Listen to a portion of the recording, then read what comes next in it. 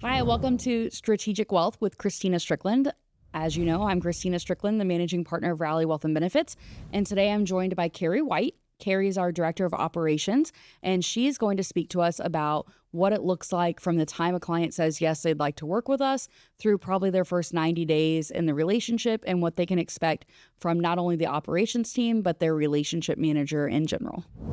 Okay, so someone reaches out to us or they get referred to us, they have a friend or a family member or neighbor, whatever's going on, and they say, hey, we think we'd like to work with you. On the advisor side, right, we're having that conversation of where are you at right now? So that normally looks like what type of investments do you already have? How are they invested? And then what are your financial goals, right? So because there's typically a reason that you want to work with us. And normally that reason is we want to help you meet your goals. So on the advisor side, we are very much evaluating what they currently have, looking for areas of improvement or ways that we can help facilitate them meeting their goals. And then we kind of turn it over to the ops team, right? And we say, hey, Carrie, Bailey, Kirsten, Amy, we've got Susie Q ready to work with us. So can you kind of walk us through, once we've made a decision as advisor and client that it's a good fit and that we're ready to collaborate with each other, what does it look like when we hand it off to the operations side? So good question. The first thing that's going to happen is you'll be introduced to the advisor's personal relationship manager. We call them an RM for short, and it's someone that is always paired closely with that advisor and handles most of the back office needs for that client. So that introduction will happen really quickly, and it's that relationship and that team that you have is really one of the things that I think sets us apart as a boutique experience for the client. We're able to really dig in and get to know you and be more personal. Once you're introduced to that relationship manager, he or she will reach out and just touch base in regards to making sure that they have an accurate list of all of your accounts, what we're moving, what we're doing with each of them, if there are any special instructions on any of them, and they'll just kind of reaffirm the next steps with you. This will typically happen in a conversation and or an email. We like to communicate however you would like to communicate. So once we are all on the same page, they will put together all of the paperwork. They will arrange to get it signed with you. A lot of times we do that electronically via DocuSign, so it makes it really clear and easy. We can also mail or drive you paperwork. We're really kind of take a customized approach. So once that paperwork is signed, the RM will be tracking the transfer of your accounts really carefully, and they will be reaching out to you to let you know, all right, I'm still waiting on your IRA, but your spouse's IRA is here. And, every step of the way, we'll be letting you know what happens so that you can know exactly where your accounts are. Once they have arrived, we will let you know, and the relationship manager works really closely with the advisor at that point on next steps in regards to whatever you have discussed with the advisor that's going to happen with your assets, right? Are we rebalancing? Are we moving any? What are we doing? So that relationship manager is really your point of contact throughout the whole process to make sure everything goes really, really smoothly for you.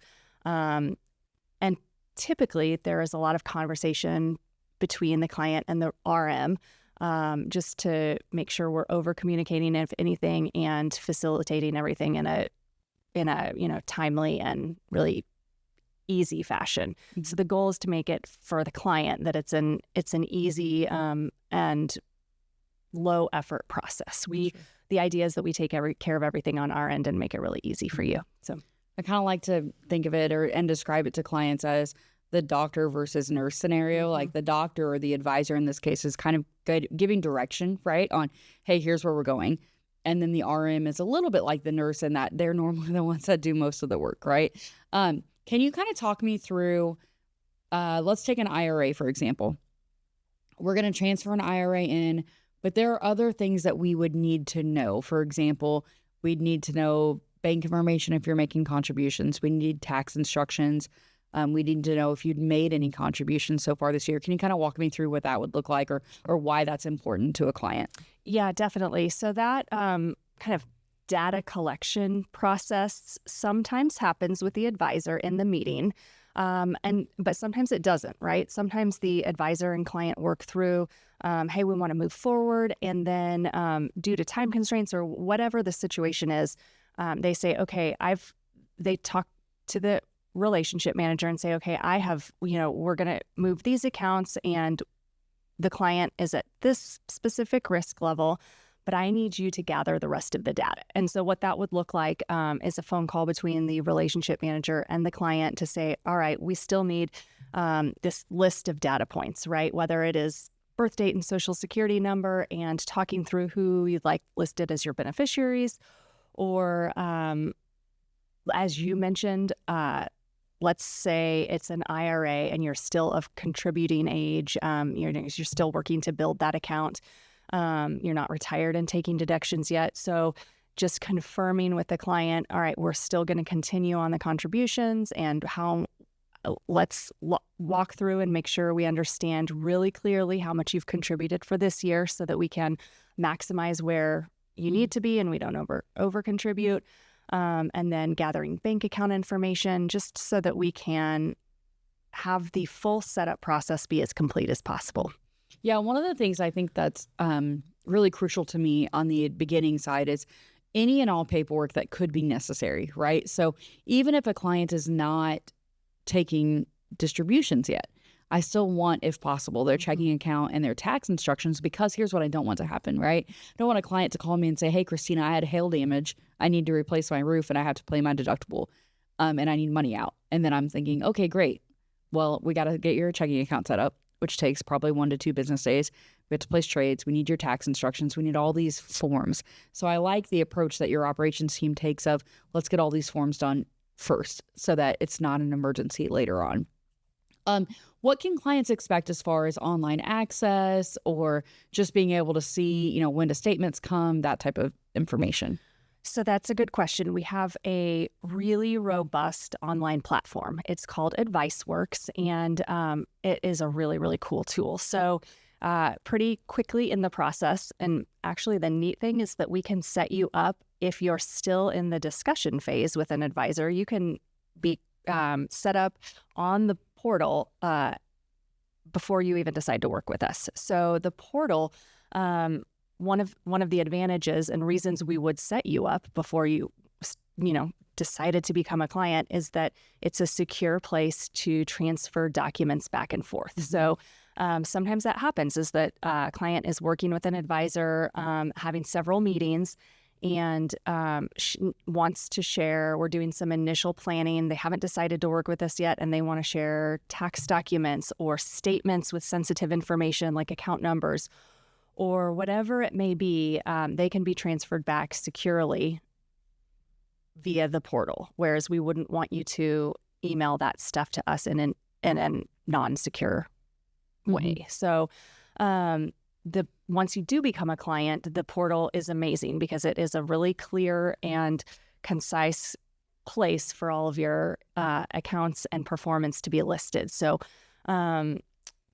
you can check balances on a daily basis. You can run a whole bunch of different reports in terms of performance and activity, returns. There's lots and lots of different things that you can do on the portal. As you can transfer documents back and forth to us securely, you can also store things there. So we have clients who use it as, okay, this is kind of my vault to store my estate planning document, my power of attorney documents, whatever it may be. That's a safe and secure place to store all of that stuff, which a lot of clients take advantage of. I literally had a client call me this morning. Yeah. And he said, hey, I can't find my trust. And I said, it's in AdviceWorks. And that was so cool to be able to say that. And honestly, on the ops side, you probably hear that way more than I do. But that was the first time as an advisor. A client called and he said, oh my gosh, I don't know what's going on, but I can't find my trust. And I'm like, well, most people probably have that in a place they can store it, but it felt really cool to say, it's right here. I can see it right here. Even really just fun. As a backup. Right. And so in addition to stuff that clients can upload, we also, any and everything that we would send out, statements, tax documents, trade confirmations, prospectuses, all of that stuff lives in the portal. So a lot of our clients, and you probably know if you sign up to work with a financial institution, sometimes, especially in an investment company, sometimes the paper that you get is Yes. overwhelming. It can be reams and reams of paper just because of the regulatory requirements. We're trying to keep the post office in business. That's kind of my kind of thing is like, listen, we're pretty good at investments, but our main focus is we keep the post office operating. There you go. There you go. Well, if you don't want to, contribute to that or get books full of paper every month, and most of this is coming from the fund companies, their requirements to send prospectuses and stuff, but you can elect to go paperless, right? And the cool thing about it is that it's pretty personalized, and you can choose, okay, I want to go paperless for all the stuff from the fund companies that I'm just going to recycle anyway, but I want to get my statements every month and my tax documents hard copy in the mail. You can pick and choose, but it really allows you to not get a lot of mail if you don't want it. The great thing is that it's always there. So anytime you log in, you can download it, and you can change your preferences and update them anytime. So that's another thing the portal is really great for. One thing I would say real quick before we kind of move on to post-transition is I think that everyone should set up online access, regardless of whether or not they're going to actually use it. And here's why. One thing that is unique to AdviceWorks that actually several investment companies don't have, which blows my mind because it's 2026. But something that we have at AdviceWorks is multi-factor authentication. And so I think that even if you say, I never want to get online ever again, you need to set it up the first time and set up that multi-factor authentication, because that just makes it that much more secure and no one else could ever do it for you. So let's just pretend, right, that you have a kid or a neighbor or a sister or whoever it is, it doesn't matter, that has your email and they're like, oh, well, I'm going to set up online access. Well, if you've already done it, you can't get in there. And listen, there's so many steps that are built to protect your account. But you taking that one step of setting up that multi-factor authentication is just like icing on the cake, right? So it's already very, very secure, but I think that everyone should have MFA set up no matter what. And all that is just simple, import your phone number, and every time you go to log in, it's going to text you a code. And so that just creates obviously another additional layer of security. So I think, again, regardless of if you want to be online or not, at least go through that process just to set up that extra line of defense, if you will. And then kind of switching gears, talk me through, okay, so client says yes, we've got their profile filled out, they're on AdviceWorks, their accounts have transitioned, the investment team has done whatever action we need to do as far as maybe we're doing Roth conversions, maybe we're rebalancing some accounts, maybe it's a non-IRA asset, so everything transferred in kind, and now we're evaluating for cost basis and gains and losses. All of that's done. It's day 45.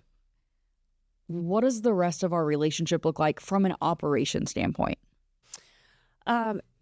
So you'll probably, throughout the life of working with us, talk to your relationship manager quite a bit, right? At times, as much as you talk to your advisor, maybe even more, right? Your relationship manager is someone that knows you, knows your accounts, works intimately with your advisor to service your accounts, right? And so anytime you have needs in terms of anything administrative, right? You want to change the bank account that your contributions come from. You want to update your beneficiaries. A lot of those times you'll be working directly with the relationship manager who will be keeping the advisor in the loop. But that relationship there will be ongoing, right? The person that onboarded you will continue to service you and continue to get to know you. You'll have, mentioned first 45 days. You'll have, we always do kind of a 90-day meeting with the advisor, and the relationship manager will be kind of facilitating that a little bit. And then after that, you'll have annual or semi-annual reviews with the advisor. But in between those, your relationship manager will be integral in helping you with any needs, right? And sometimes they're a quicker phone call. Advisors may be in meetings with clients during the day, or, at a conference or doing advisory stuff, and you need to talk to someone about your account. So it's one of the things I think makes us a little more boutique-y and a better experience than these behemoth agencies sometimes is that you have one dedicated person. You don't have to call an helpline. You don't have to call an 800 number or just reach the office and don't know who you're talking to and do they know anything about my account. You've got someone that is really personalized to you. Absolutely. I think that's great.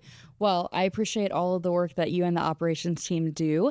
And, for any of our current clients, obviously, and I will say, every time we have a client event, a dinner, a webinar, or anything, it's so funny because not all the team can always go, right? Because sometimes, we do a lot of things after hours because our clients are normally working during the day.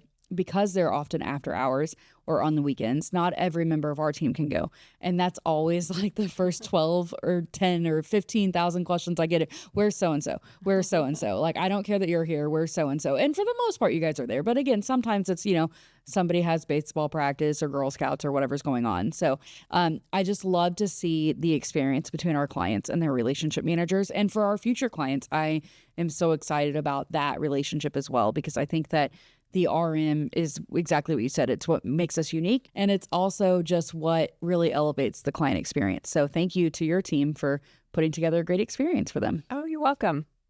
It's what we do and we love it.